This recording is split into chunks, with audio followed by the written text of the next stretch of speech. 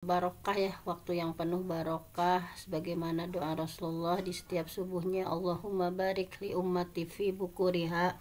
Ya Allah, berkahilah umatku di setiap subuhnya, di setiap paginya. Mudah-mudahan kita tidak pernah bosan-bosan ya untuk memohon kepada Allah keberkahan di setiap subuh, baik keberkahan ilmu kita, keberkahan usia kita. Nah, insya Allah dalam kesempatan kali ini kita akan sama-sama mengkaji, yaitu tentang haid ya, tentang permasalahan haid, karena ini juga sesuatu yang harus betul-betul dipelajari ya.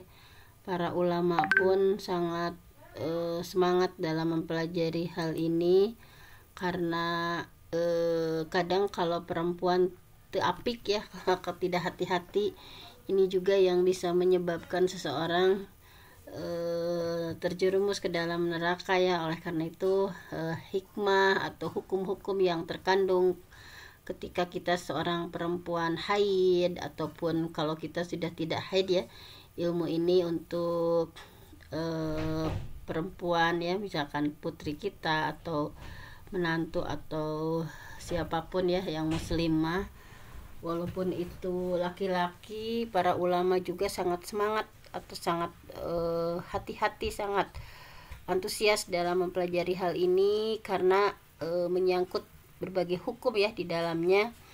Nah, di sini bisa kita lihat bahwa haid itu adalah ketetapan Allah ya, ketetapan Allah kepada seluruh ya makhluk perempuan ya yang sudah menginjak balik, yang sudah menginjak masa balik ya, bahwa Rasulullah SAW bersabda bahwa tentang haid ini, inna hadza amrun, sesungguhnya hadza amrun, perkara ini atau haid ini adalah katabahullah, Allah sudah tetapkan, ala banati Adam, kepada banat anak perempuan Nabi Adam. Jadi ketika haid ya, kita sebagai seorang perempuan jangan bersedih, tapi harus ridho dengan takdir Allah, ridho dengan takdir Allah. Nah, karena banyak hikmah ya, jadi terkadang kalau kita sebagai manusia dengan akal yang terbatas itu sulit untuk menjangkaunya gitu ya. Tetapi kalau kita mengimaninya gitu ya, bahwa ini adalah ketetapan yang pasti ada hikmah di dalamnya, pasti ada kebaikan, pasti ada kemaslahatan di dalamnya. Nah, insya Allah akan disikapi dengan benar gitu ya ketika haid itu. Nah, diantaranya di sini hikmah haid. Nah, walaupun ini juga banyak yang sudah tidak ya, tetapi ini sangat penting untuk kita pelajari tentang fikih haid ini. Nah, di antara hikmah haid, nah ini ada salah satu ulama ya, Ibnu Qudamah rahimahullah, menjelaskan hikmah haid bagi perempuan itu bahwa haid ya, haid itu darah yang mengalir dari rahim perempuan yang sudah balik, dan ini menjadi darah kebiasaan yang keluar ya di saat-saat tertentu. Nah, Allah tetapkan hal ini, ada hikmah ya, demi sebuah hikmah, yaitu bagi tumbuh kembangnya janin di perut perempuan. Jadi ketika seorang perempuan hamil, nah darah haid tadi ya, darah tadi dengan izin Allah berubah menjadi asupan gizi bagi janin itu gitu ya. Oleh karena itu kan perempuan hamil pasti tidak mengalami haid ya, kecuali yang misalkan ada kasus-kasus tertentu. Nah, jadi karena si darahnya itu dengan izin Allah berubah menjadi asupan gizi untuk janinnya.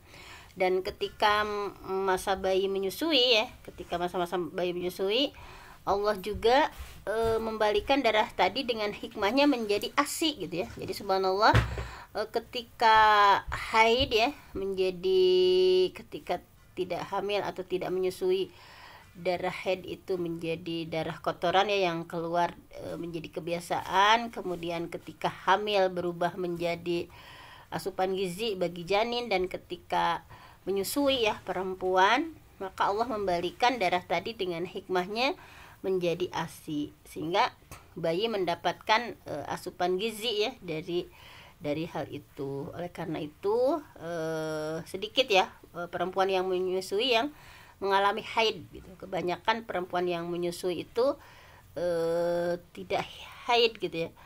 Tapi ketika perempuan ya tidak lagi hamil, tidak menyusui, maka darah itu tetap berada di rahim ya, tidak mengalami perubahan, kemudian keluar seperti biasa di setiap bulan. Ini subhanallah dalam kajian medisnya ya atau sainsnya seperti itu. Nah kemudian tentu saja kita akan mempelajari haid ya. Haid itu kalau dalam lisanul Arab yaitu sailan. Haid itu adalah aliran. Jauhari ya dalam as-sihah menyampaikan bahwa fi'il haid ya, kata kerja haid itu dari hadha yahidu haidan. Hadha yahidu haidan. Nah, hadha yahidu haidan, mahidun haid la tahid, mahadun mihadun hidha yuhadu. Nah, itu ya. Jadi itu secara bahasa. Nah kita sudah mempelajari ya, insyaallah Sabtu Ahad kita akan belajar kembali bahasa Arab. Nah kemudian dilihat dari istilah syar'inya, para ulama fikih dari 4 mazhab ya, mereka berbeda-beda dalam mendefinisikan kata haid. Nah jadi definisi yang mereka sampaikan itu walaupun berdekatan gitu, tidak terlalu jauh. Nah, definisi paling lengkap diantaranya disampaikan oleh Imam Hambali. Ulama mazhab Hambali, beliau mendefinisikan bahwa haid itu adalah darah kebiasaan yang keluar saat kondisi sehat ya, bukan karena melahirkan, bukan karena misalnya persalinan. Nah, keluar dari rahim. Darah ini menjadi kebiasaan wanita yang sudah balik ya, dan keluar di waktu-waktu tertentu. Nah kemudian ciri-ciri darah haid ya, ini Syekh Abu Malik menyampaikan bahwa darah haid itu berwarna hitam kental ya, punya bau yang tidak sedap ya, yang mengalir dari tempat khusus, yaitu dari rahim di waktu-waktu yang sudah diketahui. Itu dari fikih sunnahnya ya. Nah dalilnya ada hadis dari Siti Aisyah radhiyallahu anha, beliau berkata bahwa Fatimah binti Abi Hubeish suatu ketika sedang istihadah ya, ini darah penyakit. Rasulullah bersabda kepadanya, inna damal haid, inna sesungguhnya damal haid, darah haid itu damun aswad. Nah jadi kalau selain ini berarti penyakit.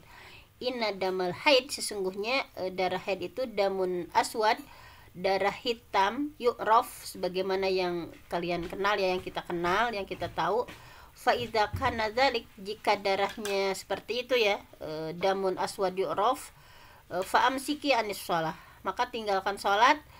Fa idza kana al-akhar, tetapi jika darahnya punya ciri-ciri lain, misalnya yang merahnya itu merah ya bukan hitam-hitaman, misalnya jika darahnya punya ciri-ciri lain, berarti itu adalah darah istihadah, penyakit gitu ya. Fatawaddoi, maka kalau darahnya seperti itu, darahnya penyakit, fatawaddoi, maka berwuduklah, wasalli, dan sholatlah. Nah ini ya di antara yang harus kita ketahui secara detail, apalagi perempuan sama laki-laki juga ya kan, memiliki anak yang untuk dididik, istri untuk dididik misalnya, kita juga sama.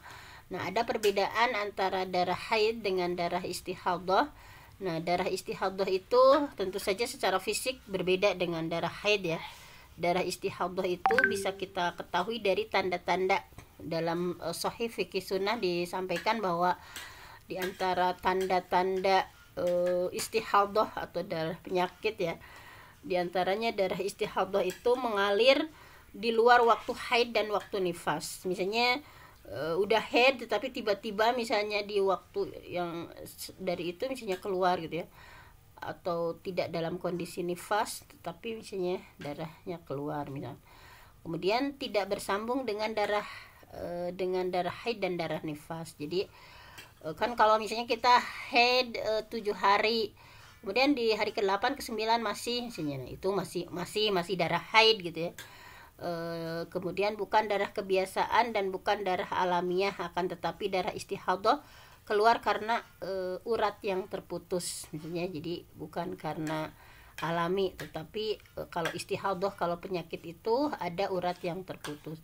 Darah istihadah berwarna merah segar biasanya ya, kayak pendarahan gitu ya, tidak kehitam-hitaman seperti tadi damun aswad yu'raf tadi. Kemudian tidak berhenti sampai sembuh uratnya gitu ya. Jadi tidak akan berhenti kecuali kalau sudah sembuh misalnya. Berbeda dengan haid yang putus sendiri ya, ketika siklus sudah selesai ya udah misalnya, itu perbedaannya. Kemudian untuk batasannya ya, untuk batasannya ada pendapat yang kuat mengatakan bahwa masa haid itu tidak punya batasan minimal dan maksimal, karena masa haid itu kan berkaitan dengan kebiasaan, juga dikarenakan tidak ada hadis sahih yang datang dari Nabi ya yang menjelaskan batasan minimal dan maksimal. Kalau ini menurut fikih sunnah. Tapi Syekh Ibnu Taimiyah rahimahullah, beliau menegaskan bahwa di antara para ulama ada yang berpendapat bahwa masa haid, ini menurut Ibnu Taimiyah ya, kalau tadi fikih sunnah tidak ada batasan, kalau ini menurut Ibnu Taimiyah menegaskan di antara para ulama ada yang berpendapat bahwa masa haid itu maksimalnya 15 hari. Kalau lebih dari 15 hari berarti itu istihadah. Jadi masa haid itu maksimalnya 15 hari dan minimalnya 1 hari. Ini pendapat dari Imam Asy-Syafi'i dan Ahmad. Ada juga yang berpendapat tidak ada batasan masa haid sama sekali ya. Misalnya ini pendapat dari Imam Malik. Mereka ulama mazhab Malikiyah beralasan bahwa tidak ada satupun hadis sahih dari Nabi Shallallahu Alaihi Wasallam, tidak juga dari para sahabat ya yang membahas tentang ini.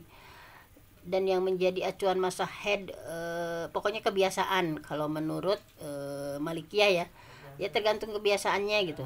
Allahu alam. Nah kesimpulannya kapanpun seorang perempuan mendapati darah dengan ciri-ciri darah haid yang keluar di rentang masa haidnya ya, yang sudah menjadi kebiasaannya, maka darah itu adalah darah haid. Contoh kasusnya misalnya seorang perempuan yang misalnya kebiasaan haidnya itu hanya 7 atau 8 hari misalnya. Kemudian kebiasaannya bertambah misalnya 8 hari ya, bertambah 1 atau 2 hari misalnya, haidnya itu menjadi, kenapa biasanya 7 atau 8 hari, ini mah jadi 9 atau 10 hari atau 11. Nah, maka pada masa itu dia tetap dalam kondisi haid, masih dihitung haid gitu ya. Nggak boleh misalnya sholat. Nah, demikian juga lama haid bulan berikutnya misalnya berkurang. Di bulan sekarang Agustus misalnya yang biasanya 7 hari ini malah jadi 11 hari, itu masih haid misalnya. Tapi di bulan September misalnya ya, di bulan September berkurang, malah biasanya 7 ini cuma 6 misalnya. Nah, berarti ini juga ketika berkurang ya wajib mandi dan ia sudah suci gitu. Yang terpenting bagi wanita haid itu wujudnya dari darah haid tadi gitu ya.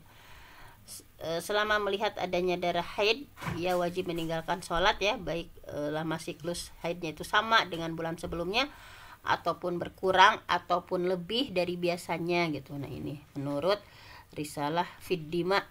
Nah, kemudian amalan-amalan apa yang haram ya untuk perempuan haid? Ini berdasarkan ittifaq ulama ya, kesepakatan ulama. Tentu saja sholat ya, para ulama sudah sepakat bahwa perempuan haid, perempuan nifas diharamkan sholat, baik sholat wajib ataupun sholat sunnah. Mereka sudah sepakat kewajiban sholat itu gugur ya, dan tidak ada kewajiban menggantikan ketika suci ya, tidak dikodok ketika suci. Nah, ini menurut Al-Majmu' ya, Lin Nawawi. Kemudian beliau menyandarkan alasannya itu berdasarkan hadis dari Abu Sa'id radhiyallahu an. Beliau berkata bahwa Nabi Muhammad sallallahu alaihi wasallam bersabda, "Alaisa idza hadat lam tusalli wa lam tasum, fadzalika nuqsanu diniha." Bahwa bukankah idza hadat, ketika perempuan haid, lam tusalli, dia tidak salat, walam tasum, dan tidak saum. Fadzalika nuqsanu diniha, demikianlah kekurangan agamanya. Di antara kekurangan perempuan itu adalah nuqsanuddin, ada kekurangan dalam masalah agama. Nah, dan hadis dari Mu'azzah ya, bahwasanya ada seorang perempuan bertanya kepada Siti Aisyah, apakah perlu bagi kami para perempuan untuk mengqadha ya, mengganti sholat ketika sudah suci? Kemudian Siti Aisyah radhiyallahu anha menjawab, ahuriyatun anti, apakah engkau perempuan haruriyah ya? Aharuriyatun anti, apakah Anda seorang perempuan haruriyah?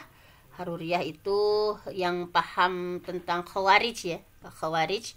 Nah, kemudian kunna, kata Siti Aisyah ya, kunna nakhidu ma'an Nabi SAW fala ya'muruna bihi. Dulu kami mengalami haid ketika ada Rasulullah ya di tengah-tengah kami, dan beliau tidak memerintahkan kami untuk mengqadha salat, mengganti salat. Nah, ini jadi ketika haid ya, maksudnya tidak melakukan sholat itu tidak ada fala ya'muruna, kami tidak disuruh untuk mengganti sholat. Nah, kemudian yang kedua adalah saum. Tentu saja para ulama sepakat bahwa perempuan haid dan nifas itu tidak dibolehkan saum, tetapi wajib mengqadha. Kalau saum ada qadanya ya, saum Ramadan yang ditinggalkan. Ini tadi hadis dari Siti Aisyah ya, beliau menyampaikan kunna yusibuna dzalik, dulu ya, kunna keadaan kami, yusibuna dzalik, dulu kami mengalami haid ya, yakni al haid, fanu maru biqadai saum, maka kami diperintah untuk mengganti saum, wala nu'mar biqadai shalah, dan kami tidak disuruh untuk mengqadha salat atau mengganti salat. Kalau saum wajib diqadha, kalau salat mah tidak. Kemudian yang ketiga adalah jima ya, tentu saja tidak boleh berhubungan suami istri. Para imam sepakat haram bersetubuh dengan istri yang sedang haid atau sedang nifas ya, bahwa Allah haramkan dalam surah Al-Baqarah, fa'tazilun nisa fil mahid. Oleh karena itu i'tazilu, menjauhlah gitu ya. Memang di sini maksudnya menjauh itu bukan menjauh apa-apa ya, tetapi tidak boleh melakukan hubungan suami. Fa'tazilun nisa fil mahid, hendaklah kamu menjauhkan diri dari perempuan ketika haid. Nah, Rasulullah SAW menguatkan ayat tadi ya, isna'u kulla syai'in illa nikah. Isna'u, berbuatlah kulla syai'in, sesukamu apapun gitu ya, saat perempuan haid, illa nikah, kecuali jima. Jadi kalau kayak misalnya mencium atau itu gitu ya, kecuali berhubungan suami istri, itu nggak boleh. Jadi hadis ini menunjukkan bahwa yang dilarang itu hanya jima ya, hubungan suami istri. Adapun misalnya berciuman atau yang lain-lain gitu ya, di luar itu dibolehkan. Nah, ini menurut fikih sunnah. Nah, kemudian pendapat ini dikuatkan juga di sebuah hadis masruk ya, ketika beliau bertanya kepada Siti Aisyah radhiyallahu anha, saya ingin bertanya sesuatu ya kepada Anda gitu ya, akan tetapi saya malu. Nah, ini malu ya, ada yang ingin bertanya tetapi malu. Kemudian Aisyah menasihatinya, sesungguhnya aku ini ibumu dan kau adalah anakku gitu ya. Kemudian Masruk bertanya, apa yang boleh dilakukan seseorang laki-laki pada istri yang sedang haid? Jadi Masruk itu kayak malu-malu pengen nanya sama Aisyah. Ini kata Siti Aisyah, kenapa malu gitu ya, aku ini ibumu dan kau adalah anakku. Kemudian tadi apa yang boleh dilakukan seorang laki-laki pada istrinya yang sedang haid? Lahu kullu syai' illa farjaha. Pokoknya dibolehkan bagi suami melakukan apapun kecuali terhadap kemaluan istrinya. Ini ya. Kemudian yang ketiga adalah tawaf. Nah, nggak boleh tawaf ya. Jadi para ulama sudah ittifaq, sudah sepakat bahwa perempuan haid diharamkan tawaf mengelilingi Ka'bah ya, berdasarkan hadis dari Siti Aisyah, if'ali. Jadi ketika Siti Aisyah sedang haid ya, if'ali, lakukan, kerjakan, amalkan apa saja yang mayaf alul haj, seperti yang dilakukan orang berhaji, goiro goiro selain Allah tatufi bil baiti hatta tathuri. Jadi silahkan lakukan amalan seperti yang lainnya ya, misalnya ihram, kemudian sa'i, kemudian mabit dan apapun gitu ya yang dilakukan orang berhaji, kecuali tawaf di Ka'bah hatta tathuri, sampai engkau suci. Jadi nggak boleh melakukan tawaf ya. Kalau yang lain-lain kayak sa'i itu tuh boleh. Kemudian talak. Jadi haram mentalak istri dalam kondisi haid. Jadi seorang suami diharamkan mentalak istrinya ketika haid. Ini dari surah At-Tolak ayat 1 ya. A'udzubillahi minasyaitonirrajim. Ya ayuhan nabi, wahai nabi, idza talaqtumun nisa fatalliquhunna li'iddatihinna. Apabila kamu menceraikan istri-istrimu, maka hendaklah kamu ceraikan mereka pada waktu mereka dapat menghadapi idahnya gitu ya, idahnya secara wajar gitu ya.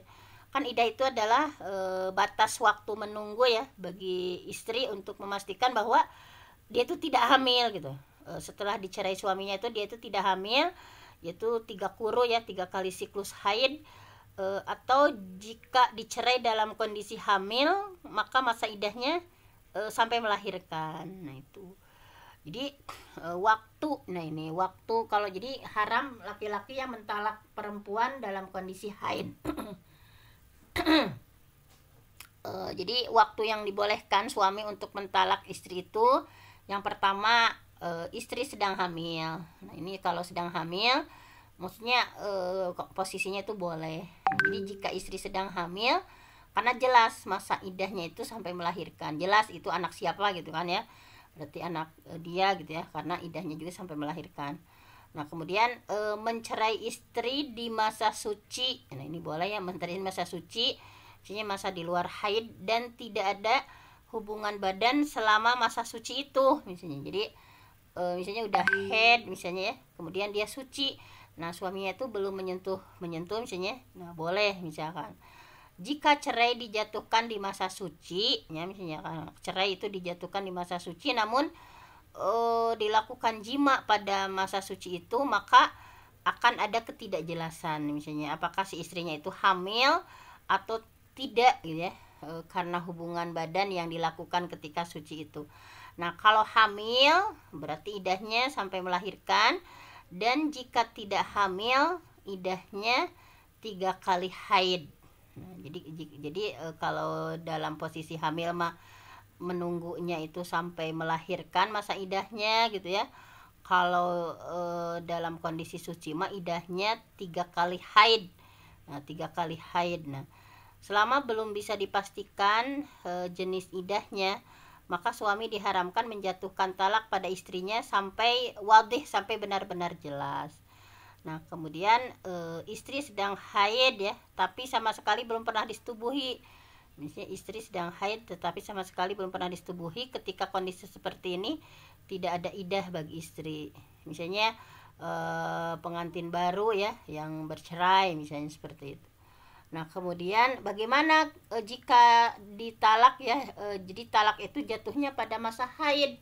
Nah bagaimana? Nah jadi seorang suami yang menceraikan istrinya ketika haid, maka si istri tidak dapat menghadapi idahnya, karena masa haid di saat talak jatuh itu tidak dianggap sebagai idah, dan nantinya si istri akan menghadapi masa idah lebih lama.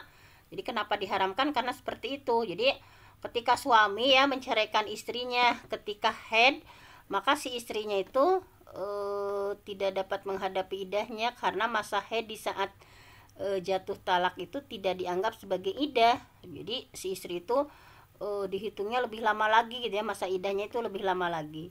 Jadi ini adalah yang disebut tolak bid'ah ya, tolak bid'ah, tolak bid'ah, tolak yang tidak sesuai dengan tuntunan Allah dan Rasulnya. Nah Ibnu Qudamah rahimahullah menyampaikan bahwa adapun yang terlarang ya dalam syariat Islam itu mentalak istri di saat haid atau mentalaknya di masa suci, akan tetapi pernah melakukan hubungan suami istri di rentang masa suci itu, para ulama di berbagai penjuru negeri dan di setiap generasi bersepakat haram perbuatan ini ya gitu. Jadi ini yang disebut dengan tolak bid'ah, karena berarti si suami sudah tidak sesuai dengan sunnah gitu, meninggalkan perintah Allah dan Rasulnya. Nah jadi seperti itu. Jadi nggak boleh mentalak istri di saat haid atau mentalak di masa suci dan pernah melakukan jima di rentang masa suci itu.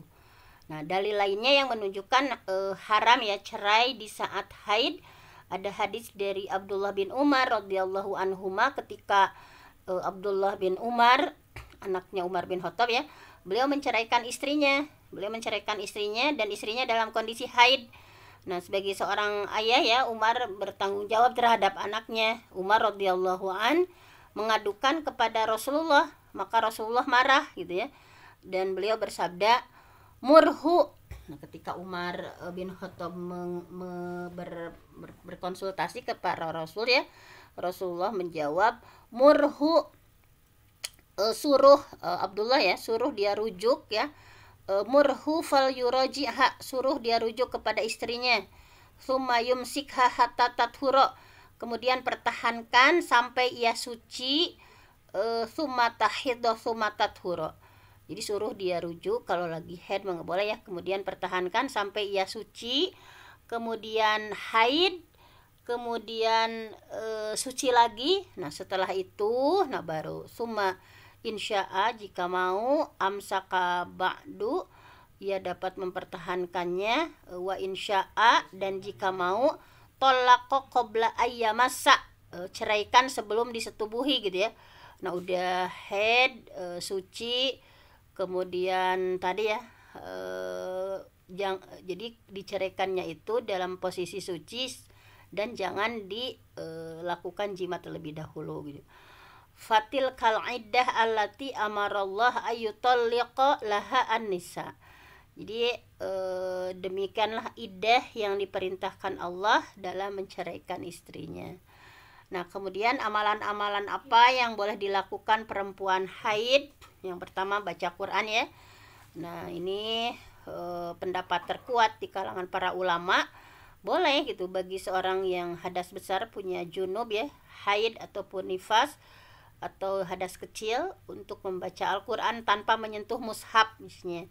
Ini membaca Al-Quran misalnya tanpa menyentuh mushaf, kayak Syekh Ibnu Taimiyah menegaskan bahwa pendapat ini merupakan pendapat Abu Hanifah dan pendapat masyhur dari kalangan mazhab Syafi'i dan Ahmad.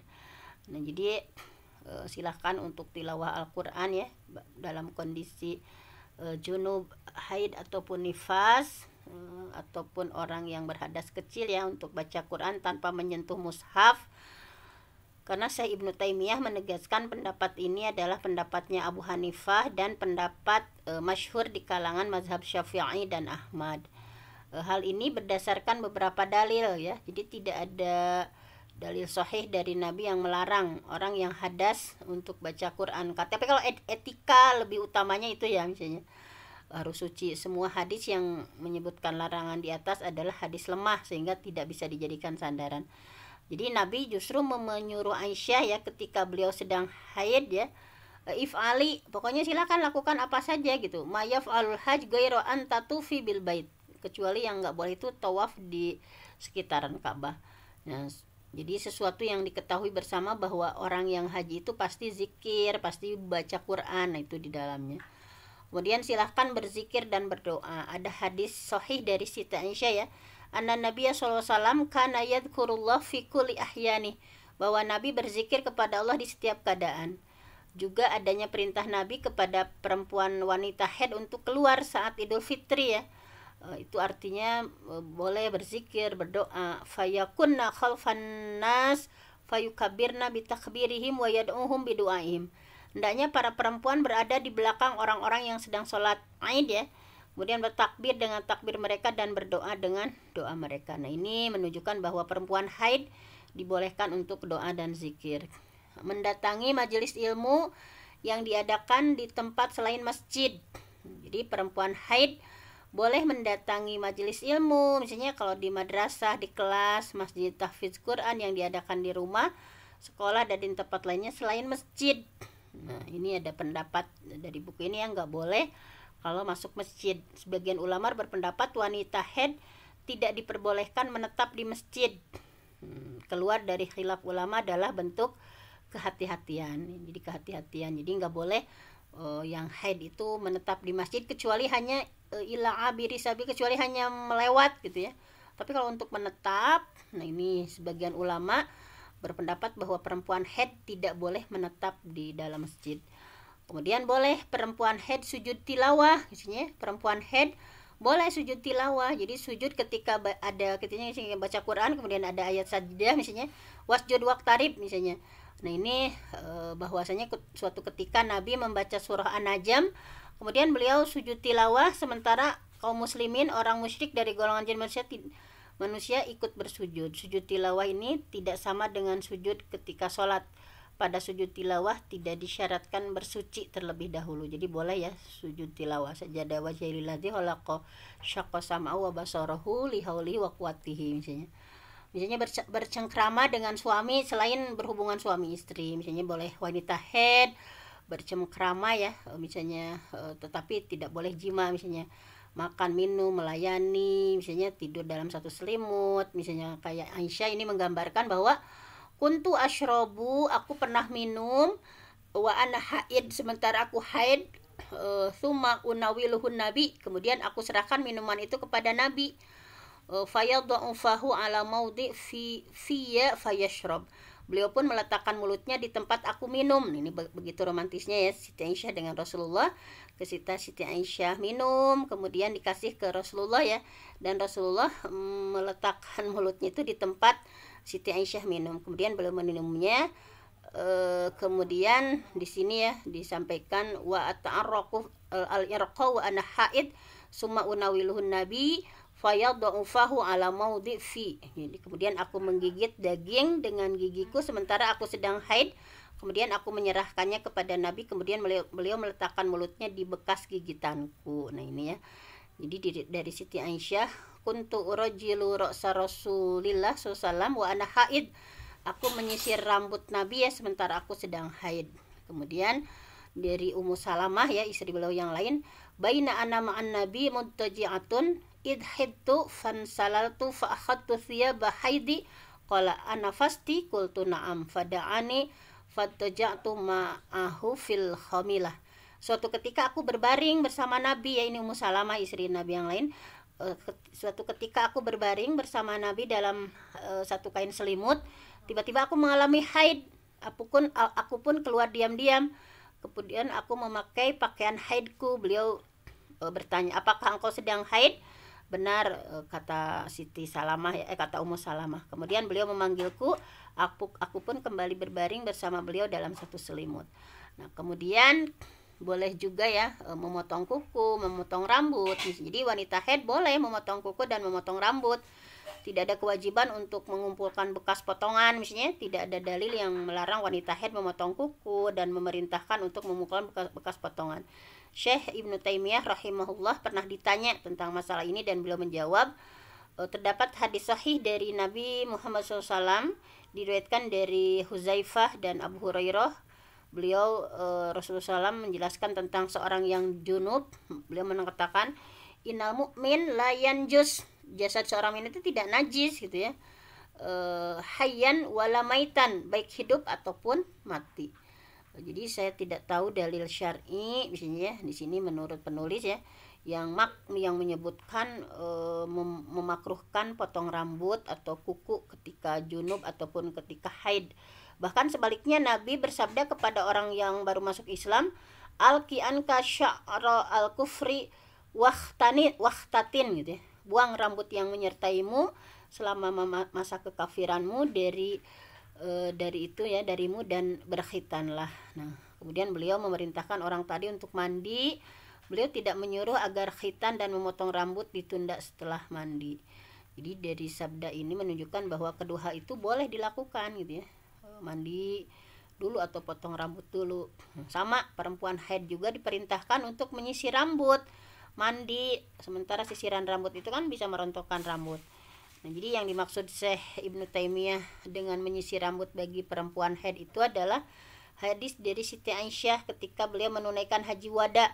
Kan Siti Aisyah haid ya, maka Nabi bersabda kepada Siti Aisyah, unqudi ra'sak wamtashiti wa ahilli bil hajj wa da'i al umrah. Uraikan kepangan rambutmu dan bersisirlah, mulailah untuk ibadah haji dan tinggalkan ibadah umrah. Jadi para ulama Syafi'i mengatakan dalam Tuhfatul Muhtaj ya, dalil dari mazhab ini menunjukkan bahwa wanita haid itu boleh melakukannya ya, potong kuku boleh, mencukur bulu kemaluan boleh, mencabut bulu ketiak boleh gitu ya. Tadi unkudi roksak wamtashiti wa ahilli bil hajj wa da'i al umroh. Nah itu dalilnya diantaranya. Kemudian amalan wanita yang ini diperselisihkan ulama, misalnya apakah menyentuh mushaf itu boleh atau tidak. Misalnya di sini ada pendapat yang berbeda. Ada pendapat yang boleh menyentuh mushaf, boleh tidak boleh menyentuh mushaf. Nah ini diantaranya di surah Al-Waqiah, innahu laqur'anun karim fi kitabim maknun la yamassuhu illal mutahharun. Dalilnya itu dari la yamassuhu illal mutahharun. Ini mayoritas ulama rahimahullah berpendapat orang yang hadas, baik hadas kecil atau hadas besar, tidak boleh menyentuh Al-Quran. Dalilnya di sana ya, mereka menafsirkan ayat itu dengan makna tidak boleh menyentuh Al-Quran kecuali orang yang suci, la yamassuhu illal mutahharun. Tetapi ada juga para ulama yang boleh. Tadi yang alasannya yang nggak boleh ya, dalilnya sama sebetulnya, dalilnya la yamassuhu illal mutahharun. Tetapi pendapat yang lain, para ulama ada yang boleh, misalnya berhadas, misalnya dalam keadaan haid ataupun berhadas menyentuh mushaf dengan memberikan penjelasan. Tafsirnya yang dipakainya itu dari tafsir Ibnu Abbas ya, misalnya. Jadi ini dibagi dua pendapat menyentuh mushaf itu, ada yang membolehkan, ada yang tidak.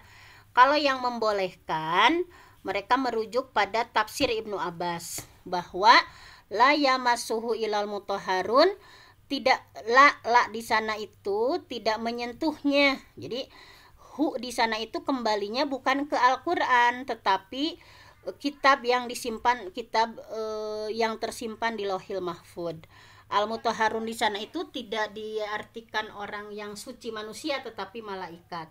Nah, jadi bagi yang berpendapat boleh menyentuh mushaf, mereka sama ya, surah la yamassuhu illal mutahharun, tetapi menurut tafsir Ibnu Abbas, Anas, Mujahid bahwa tidak menyentuh kepada mushaf yang ada di Lauhil Mahfud kecuali malaikat yang disucikan oleh Allah. Nah, jadi ini sama ya dengan tafsir di surah Abasa.